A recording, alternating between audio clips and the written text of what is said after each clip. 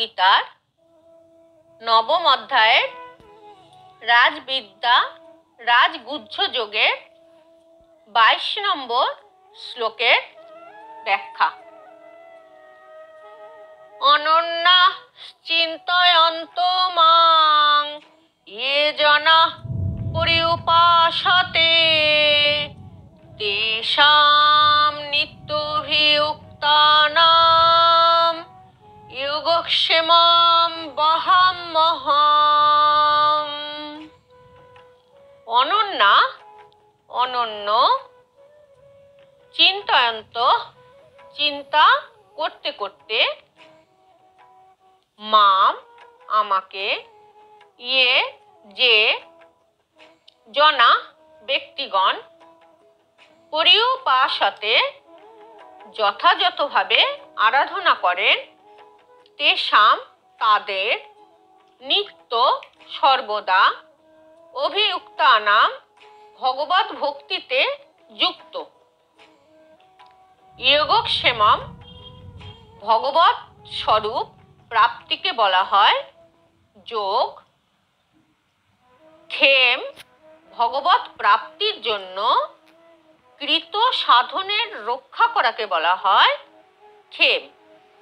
অর্থাৎ যোগক্ষেমম অপ্রাপ্ত বস্তুর প্রাপ্তি এবং প্রাপ্ত বস্তুর সংরক্ষণ।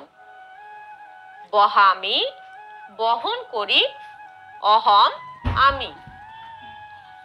যে ভক্তগণ এক মনে চিন্তা করে নিষ্কামভাবে আমার ভজনা করেন, সেই একমাত্র নিষ্ঠাবান ভক্তের জন্য আমি যোগ ও ক্ষেম প্রদান করে থাকি।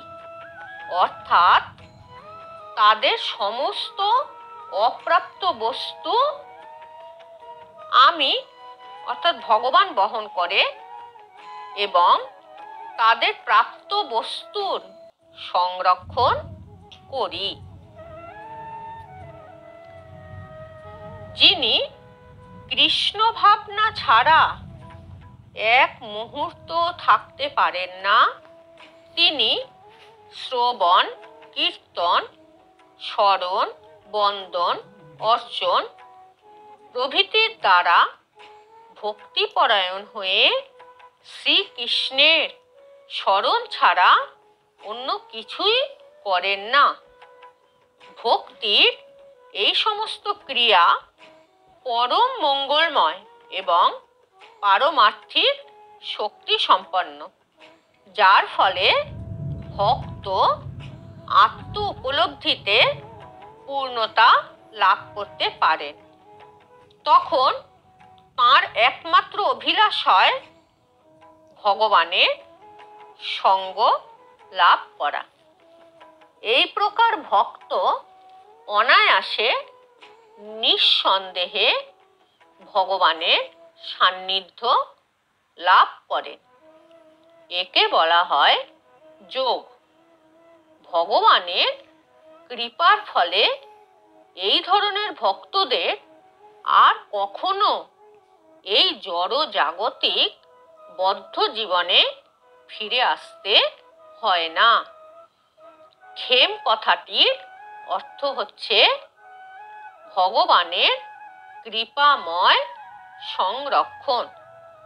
যোগের দ্বারা কৃষ্ণ ভাবনা লাভ করতে ভগবান ভক্তকে সহায়তা করেন এবং তিনি পূর্ণরূপে কৃষ্ণ ভাবনায় ভাবিত হলে ভগবান তাকে দুঃখময় বদ্ধ জীবনে পতিত হবার সম্ভাবনা থেকে রক্ষা করেন।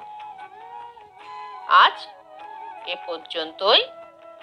যদি তোমাদের ধর্মকথা শুনে ভালো লেগে থাকে তাহলে লাইক, শেয়ার ও কমেন্টস করো।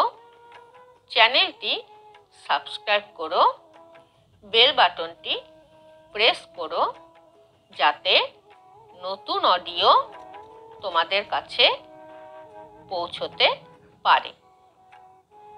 আজ এখানেই শেষ করলাম।